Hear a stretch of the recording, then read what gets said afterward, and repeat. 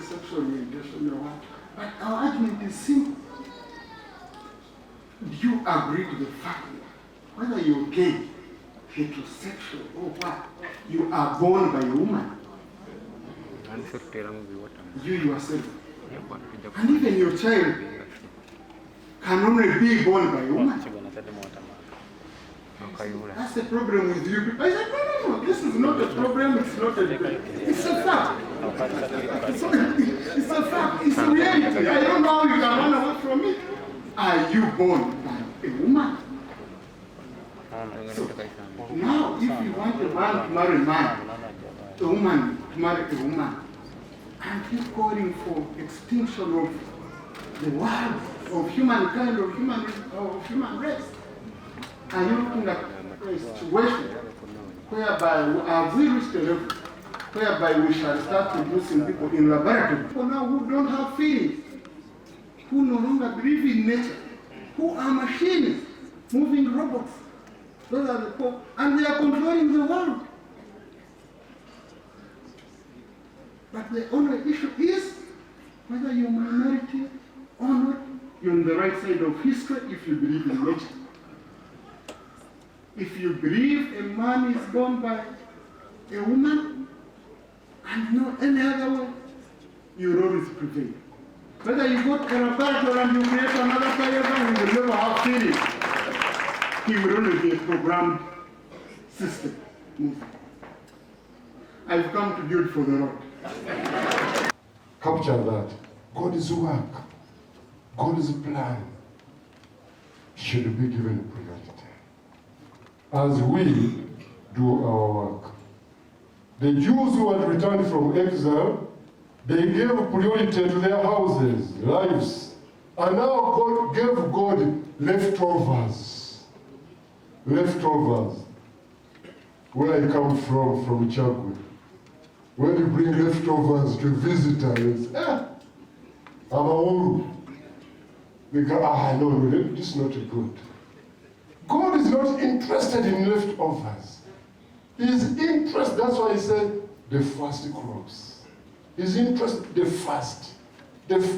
Always the best is for him. Because God is taking care of us as well.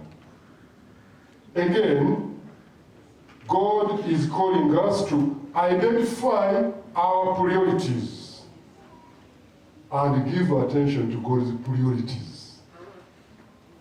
God should be number one. Secondly, to act vigilantly and courageously for God, even amidst opposition. You know, in my experience of serving the Lord and big projects, whenever there is a big project, there is an opposition.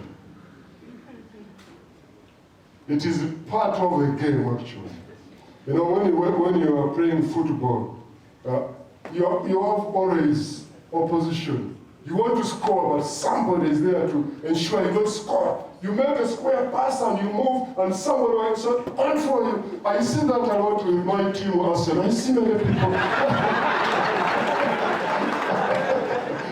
And Uganda Queens, and the big football club. You know, it's part of the game. It's part of the game. Otherwise, if there's one there, you wouldn't have that zeal, you wouldn't have that,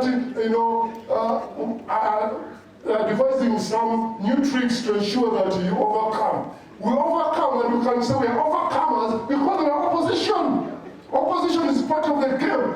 Even this big cathedral, unfortunately, I am the Archbishop of the Christians who always oppose their own things. They can come out and say, but why are we building this one? Do we need this one? Come on, you need it anyway. Look at the house where we are sleeping. Why do you need a big house? And yet you are two. The children have already gone. Gone children visit once. Why do you need a big house? Don't we need a big sanctuary for people to worship together? Look at this now. I cannot see who's behind me. I don't see the people behind. I don't see these rooms. We must worship together. We are a family of God.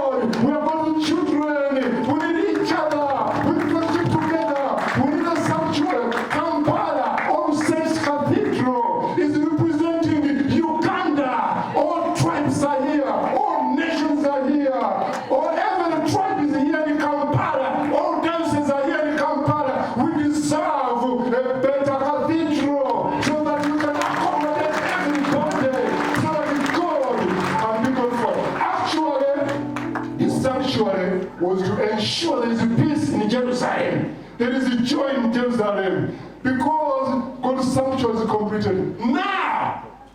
Now, we must complete this church, which is the icon of Kampala City. Kampala City. So that all people who come here, they can say, yes, we have.